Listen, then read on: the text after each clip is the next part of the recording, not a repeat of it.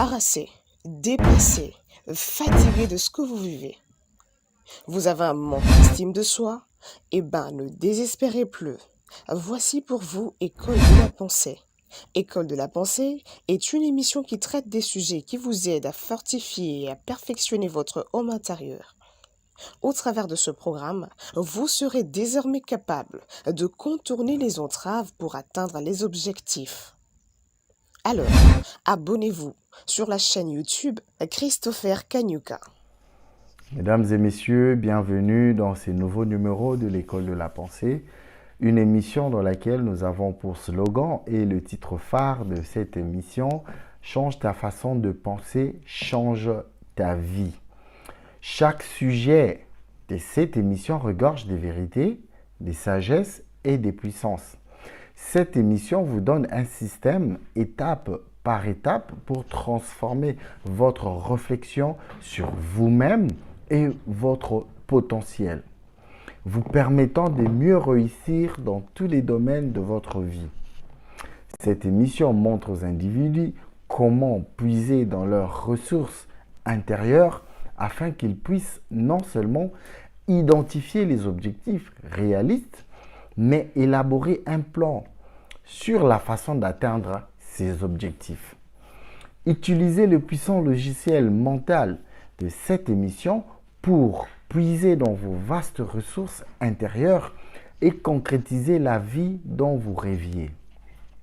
Cette émission vous montrera comment attirer les personnes et les ressources dont vous avez besoin pour atteindre n'importe quel objectif que vous vous êtes fixé.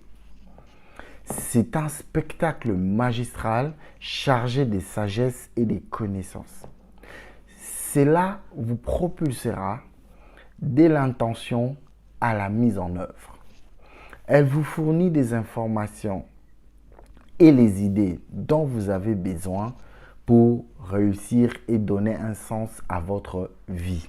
Mesdames et messieurs, la fois dernière, nous avons parlé sur un sous-thème qu'on a intitulé « Changer vos croyances ».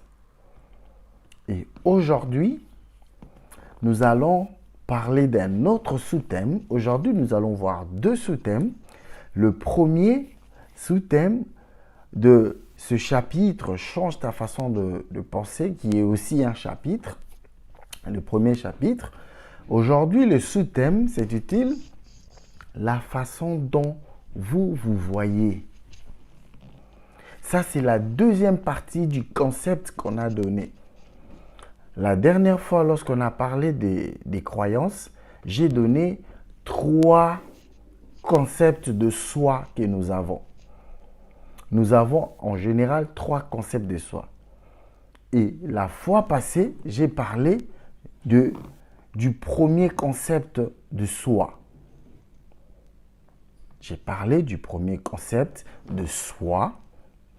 La fois passée, quand j'ai parlé de votre concept, j'ai dit que, ça c'est juste à titre de rappel, que votre concept de soi comporte 3 parties, comme une tarte divisée en 3 quartiers.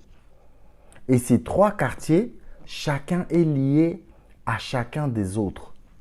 Et les 3 éléments forment l'ensemble de votre personnalité. J'ai bien dit que les 3 éléments ou les 3 parties de votre concept de soi forment ensemble votre personnalité. Et ces parties déterminent en grande partie ce que vous pensez premièrement, ce que vous ressentez deuxièmement et ce que vous faites. Et en fin de compte, tout ce qui vous arrive. Alors, j'ai parlé de l'idéal de soi.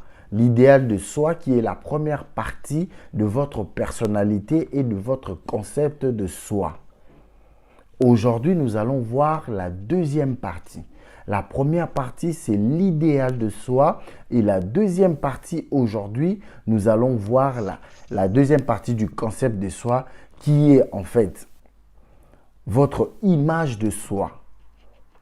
La deuxième partie de votre concept de soi est votre image de soi, votre propre image de soi. Comment est-ce que la façon dont vous vous voyez. C'est ainsi que vous vous voyez et que vous pensez à vous-même. Donc, souvent, il est appelé, dans mon livre, quand j'ai parlé de se relever après un échec, il y a quelque part où j'ai mentionné que quand vous vous regardez dans un miroir, vous voyez en même temps votre ami et votre ennemi en même temps. Alors ici, la deuxième partie de votre concept de soi, qui est votre image de soi, en d'autres termes, ça s'appelle le miroir intérieur. Cette deuxième partie, qui est votre image, ça s'appelle le miroir intérieur. C'est là que vous regardez en interne pour voir comment vous devez vous comporter dans une situation particulière. Je répète qu'ici que le miroir intérieur, c'est là que vous regardez en interne pour voir comment vous devez vous comporter dans une situation particulière. En raison de la puissance de votre image de soi, vous performez toujours à l'extérieur en cohérence avec l'image que vous avez de vous-même à l'intérieur.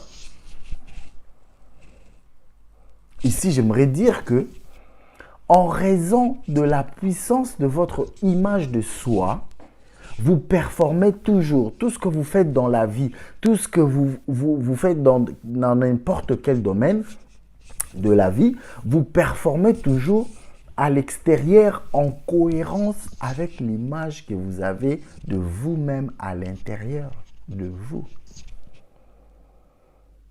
C'est ainsi que la découverte de l'image de soi, lancée par Maxwell Maltz,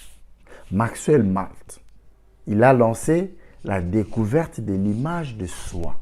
Alors, en d'autres termes, la découverte de l'image de soi, c'est une percée majeure dans la compréhension de la performance humaine et de l'efficacité.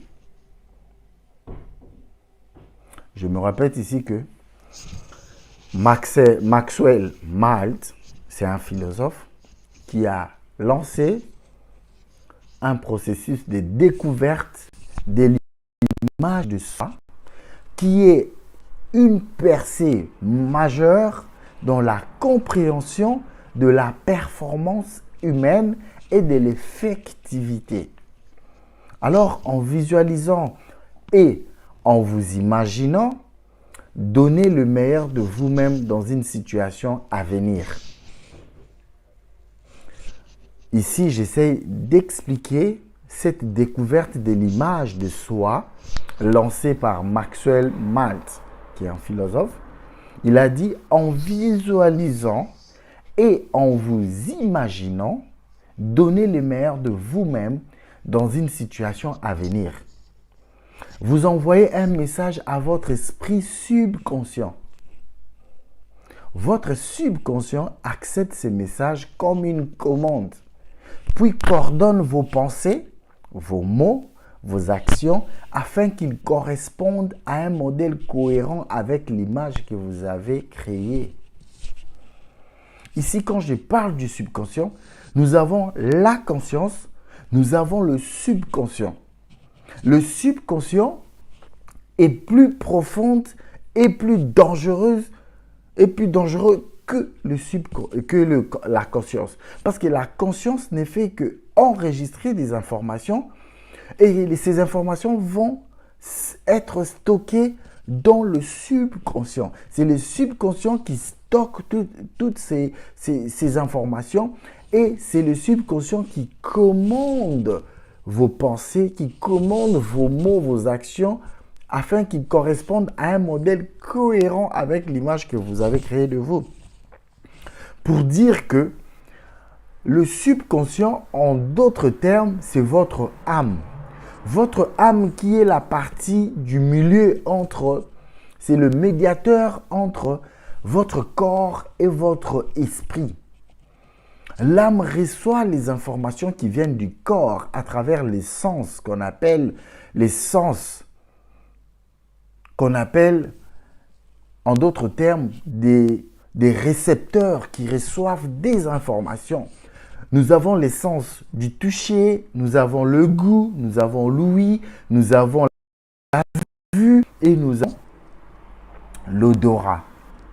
Ce sont des récepteurs qui reçoivent les informations à travers le corps. C'est pourquoi la Bible dit quand la foi vient de ce qu'on entend et ce qu'on entend vient de la parole de Dieu. La foi là vient de ce qu'on entend. On entend à travers quoi? On entend à travers les oreilles. C'est l'essence de l'ouïe qui reçoit l'information et qui l'envoie directement à l'âme, au subconscient, à l'âme. Et l'âme le prend pour l'envoyer directement à l'esprit. Et c'est pourquoi la Bible nous dit que nous devons marcher selon l'esprit pour ne pas accomplir les désirs de la chair. Les désirs de la chair, c'est le corps, toutes les informations qui entrent à travers le corps. Et la Bible nous dit encore à d'autres termes que ce qui souille l'homme, ce n'est pas ce qui entre. Par contre, c'est ce qui sort qui souille l'homme parce que ça vient de nous à l'intérieur. La Bible nous dit que c'est de l'abondance du cœur que la bouche parle. Et le cœur représente l'âme, représente le subconscient. C'est pourquoi ici, j'explique que quand vous visualisez et vous imaginez donner le meilleur de vous-même dans une situation à venir, vous envoyez un message à votre esprit subconscient, à votre âme ou à votre cœur. Et votre subconscient, qui est votre âme, qui est votre cœur, accepte ces messages comme une commande. Et puis ordonne vos pensées, parce que c'est dans l'âme qui résident les émotions, la volonté et la pensée. Parce que l'âme est une intégration de trois parties. Des pensées, de la pensée, de la volonté et les émotions. C'est ainsi que votre esprit subconscient reçoit les messages sous forme de commande et votre subconscient, qui est votre âme ou votre cœur, accepte ces messages comme une commande, puis ordonne vos pensées, ordonne vos mots et vos actions. Parce que vos mots sortiront à travers les sentiments, les émotions, et vos actions, c'est la volonté, afin qu'ils correspondent à un modèle cohérent avec l'image que vous avez créée. Dans votre pensée, bien sûr. C'est pourquoi toute amélioration de votre vie commence par une amélioration de vos images mentales. Je répète ici que toute amélioration de votre vie commence par une amélioration de vos images mentales. Tout ce que vous calquez comme image dans votre mental, dans votre pensée. Vos images internes influencent vos émotions, vos comportements, vos attitudes et même la façon dont les autres vous répondent. Je répète ici que toute amélioration de votre vie commence par une amélioration de vos images mentales. Vos images internes influencent vos émotions, vos comportements, vos attitudes et même la façon dont les autres vous répondent. Le développement d'une image de soi positive est une partie vitale du changement de votre pensée et du changement de votre vie. Je répète ici que le développement d'une image de soi positive est une partie vitale du changement de votre pensée et du changement de votre vie. Ce sont les informations que vous allez communiquer à votre subconscient. Si c'est des informations positives, cela changera même l'image de soi, votre image propre, en des pensées positives qui sera une partie vitale de votre changement de pensée et de votre vie. Cela implique que vous puissiez changer les informations que vous allez stocker dans votre subconscient. Je vais utiliser un terme technique. Les informations qui se stockent dans le subconscient, c'est comme les informations qui se stockent dans un disque dur. Dans un disque dur, il y a le stockage des informations. Alors, si vous avez stocké des informations négatives sur votre personne, ce qui fait que vous êtes bloqué, vous êtes dans une prison ou dans des forteresses de la pensée, la chose la plus importante à faire, c'est de pouvoir changer les informations. Vous devez changer les informations. Et ces informations viendront pour écraser, détruire les informations qu'il y a. Et c'est comme ça que vous pourriez changer votre façon de penser et changer votre vie. C'est pourquoi la Bible nous dit de pouvoir que la foi vient de ce qu'on entend. Et c'est la Bible précise que ce qu'on entend vient de la parole de Dieu parce que c'est cette parole qui va augmenter la foi en vous. C'est cette parole qui augmentera la foi en vous. Parce que cette parole, quand elle viendra prendre place en vous, écrasera toutes les croyances, toutes les pensées, toutes les images que vous avez stockées dans ces disques durs. Et c'est en ce moment-là que la parole prendra possession de votre disque dur et ces informations qu'apportera la parole aura des répercussions sur votre image extérieure, sur l'image que vous avez créée, une nouvelle image de vous. C'est pourquoi la Bible dit dans le livre de Galates, la Bible dit qu'il y a des fruits de l'esprit. Parce que Jésus a dit que la parole, sa parole est esprit et vie. Donc, si cette parole vient habiter en vous, cette parole apportera d'abord un état d'esprit et ensuite une vie différente de toutes les informations que vous avez stockées avant. C'est pourquoi vous devez être sélectif, savoir quelles sont les informations que vous pouvez recevoir. Parce que cela dépendra aussi de votre vie. Parce que si vous recevez n'importe quelle information, cela pourra vous détruire. Parce que toute information n'est pas bonne à recevoir.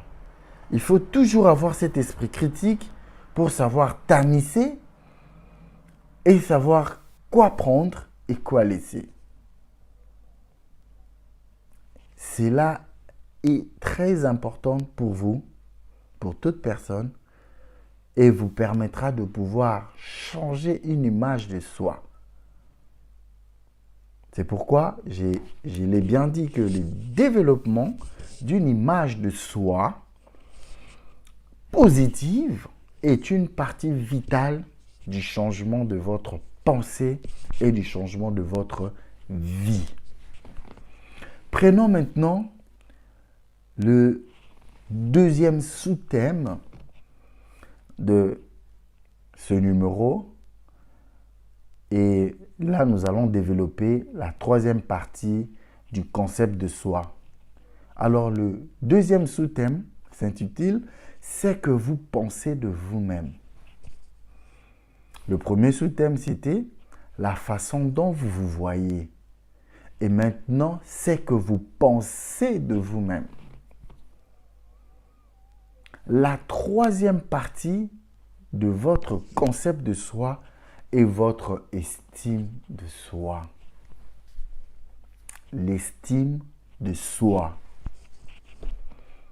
C'est la composante émotionnelle de votre personnalité.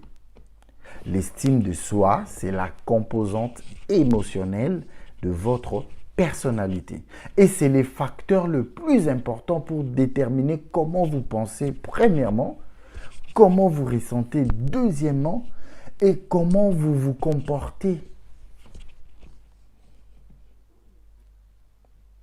C'est la composante émotionnelle de votre personnalité. C'est ça qui fera votre personnalité.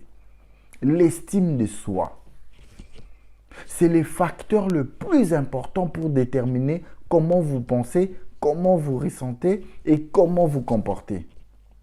Votre niveau d'estime de soi détermine en grande partie ce qui vous arrive dans la vie.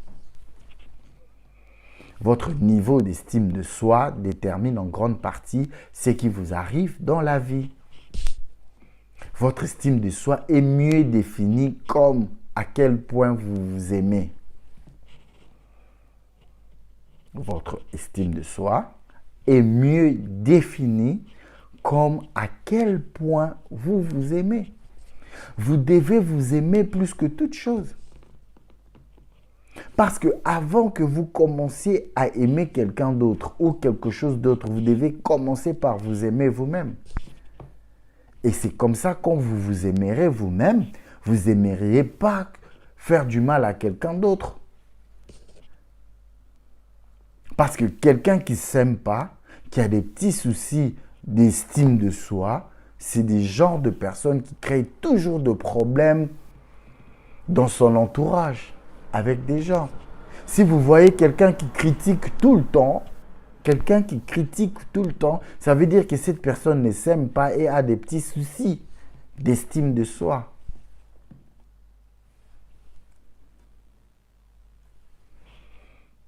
Plus vous vous aimez, mieux vous performez à tout ce que vous essayez. Peu importe le domaine, vous pouvez vous lancer. Peu importe ce que vous pouvez essayer de faire dans la vie, si plus vous vous aimez, mieux vous performez dans ce domaine-là. Et selon la loi de la réversibilité, mieux vous performez, plus vous vous aimez. Ça, c'est la loi de la réversibilité. La réversibilité qu'il exige et qu'il est dit que mieux vous performez, plus vous vous aimez. Cela implique que votre estime de soi est le noyau du réacteur de votre personnalité. Votre estime de soi est le noyau du réacteur de votre personnalité. C'est la source d'énergie qui détermine votre niveau de confiance et d'enthousiasme. Votre estime de soi, c'est la source d'énergie qui détermine votre niveau de confiance et d'enthousiasme. Plus vous vous aimez, les normes que vous vous fixerez seront élevées. Quand vous vous aimez et vous avez confiance en vous, vous avez votre estime de soi, et tout ce que vous pouvez envisager faire et que vous pouvez commencer un business ou une affaire ou peu importe le domaine ou peu importe la chose, plus vous vous aimez, plus les normes que vous fixerez seront élevées. Plus vous vous aimez, plus les objectifs que vous vous êtes fixés ou vous vous fixerez pour vous-même seront grands et plus vous serez lent, vous persisterez longtemps à les atteindre.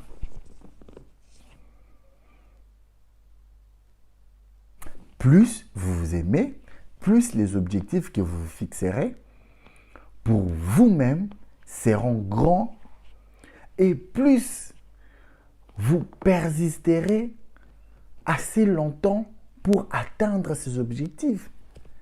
C'est ça. En fait, dans mon livre, quand j'ai parlé du premier chapitre, dans le premier chapitre, j'ai parlé des causes des échecs. Et les causes des échecs, la première des causes, j'ai parlé du manque de vision. Parce que la vision, c'est la clé en fait. La vision, c'est un aperçu global de ce que vous envisagez. Il y a deux choses. Il y a la vue et la vision. La vue ne sont que des attributions des yeux que nous avons pour voir les choses telles qu'elles sont.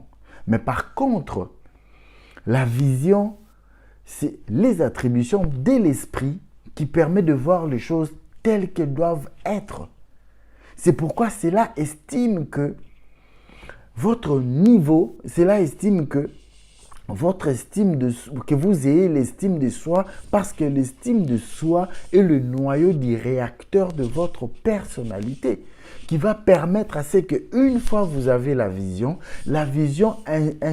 impliquera qu'il y ait une discipline qui va permettre à ce qu'il y ait une ténacité à tenir pour atteindre ses objectifs. C'est pourquoi je les précise ici que plus vous aimez, plus les objectifs que vous fixerez pour vous-même seront grands et plus vous persisterez assez longtemps pour pouvoir les atteindre. Les personnes ayant une grande estime de soi sont virtuellement imparables.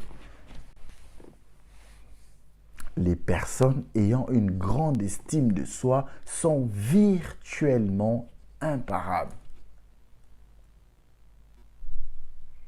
C'est pourquoi votre niveau d'estime de soi détermine la qualité de vos relations avec les autres. Votre niveau d'estime de soi détermine la qualité de vos relations avec les autres. Plus vous aimez et vous respectez, plus vous aimez et respectez les autres, et mieux ils se sentent envers vous. Parce que si vous avez une estime de soi, vous respecterez les autres parce que vous vous aimez et vous vous respectez vous-même.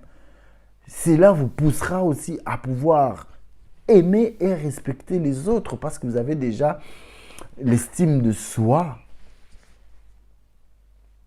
Donc, plus vous aimez et plus vous aimez et vous respectez, plus vous aimez et respectez les autres et mieux ils se sentent envers vous. C'est comme ça que si vous vous respectez, les autres vous respecteront aussi. Et si vous ne vous respectez pas, les autres ne vous respecteront pas. Et tout commence par soi. Vous devez avoir cette estime de soi. Dans votre vie professionnelle et votre carrière, votre niveau personnel d'estime de soi sera le facteur critique qui déterminera si les gens achèteront chez vous, vous embaucheront, concluront des relations d'affaires avec vous et même prêteront de l'argent. Je répète ici que dans votre vie professionnelle et votre carrière, votre niveau personnel d'estime de soi sera le facteur critique qui déterminera si les gens achèteront chez vous, vous embaucheront, concluront des relations d'affaires avec vous et même s'ils peuvent vous prêter de l'argent. Tout ça, ça part à partir de votre niveau d'estime de soi. Plus votre estime de soi sera bonne, mieux vous serez en tant que conjoint et parents. Les parents à haute estime de soi élèvent des enfants à haute estime de soi. Les parents à haute estime de soi élèvent les enfants à haute estime de soi. Et ces enfants développent des niveaux élevés de confiance en soi et s'associent avec d'autres enfants à estime de soi. Et ça, c'est les combles chez les riches. Quand vous remarquez les riches, des fois, ils sont, je dirais, tout le temps ensemble. Et ils se marient entre eux. Pourquoi? Parce que ils ont une estime de soi élevée. Et ils se rendent compte qu'avec des gens qui ont des estimes de soi élevées, qui font qu'ils puissent demeurer toujours ensemble. C'est pourquoi je l'ai dit que votre estime de soi sera bonne, mieux vous serez en tant, plus votre estime de soi sera bonne, mieux vous serez en tant que conjoint ou parent. Si vous avez une estime de soi élevée, plus votre estime de soi est élevée, mieux vous serez en tant que conjoint et parent. Et c'est pourquoi, je l'ai bien dit, que les parents à haute estime de soi élèvent des enfants à haute estime de soi. Et ces enfants développent des niveaux élevés de confiance en soi et s'associent avec d'autres enfants à haute estime de soi. Et même les foyers à haute estime de soi sont caractérisés par 1. L'amour. 2. Le rire.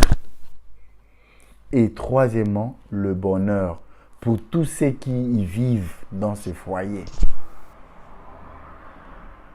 Je répète ici que les foyers à haute estime de soi sont caractérisés par 3 choses.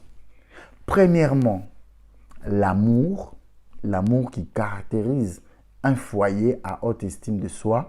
Deuxièmement, le rire, parce que le rire permet de pouvoir sortir toutes les charges, tous les fardeaux que nous avons. C'est défouler, c'est décharger en riant. Et troisièmement, c'est le bonheur. L'amour, le rire, le bonheur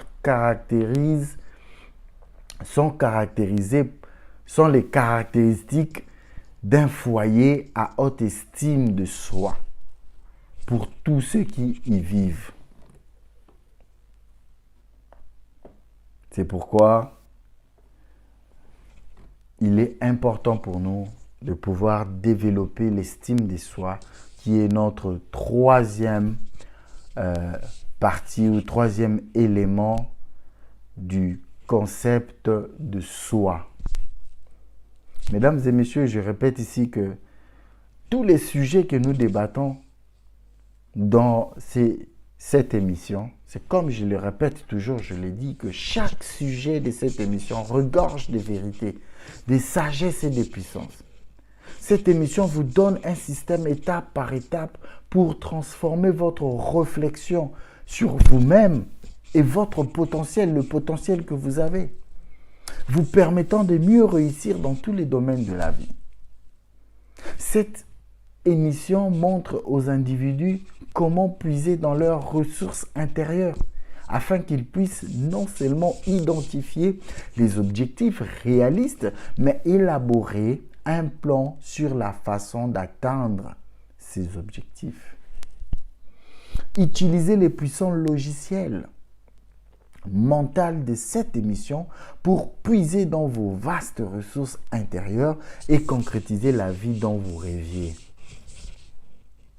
Cette émission vous montrera comment attirer les personnes et les ressources dont vous avez besoin pour atteindre n'importe quel objectif que vous vous êtes fixé. C'est un spectacle magistral chargé de sagesse et de connaissances. Cela vous propulsera de l'intention à la mise en œuvre. Elle vous fournit des informations et des idées dont vous avez besoin pour réussir et donner un sens à votre vie. Mesdames et messieurs, merci pour ce numéro et à la prochaine. Vous êtes harassé, dépassé, fatigué de ce que vous vivez. Vous avez un manque d'estime de soi? Eh bien, ne désespérez plus. Voici pour vous École de la pensée. École de la pensée est une émission qui traite des sujets qui vous aident à fortifier et à perfectionner votre homme intérieur. Au travers de ce programme, vous serez désormais capable de contourner les entraves pour atteindre les objectifs. Alors, abonnez-vous sur la chaîne YouTube Christopher Kanyuka.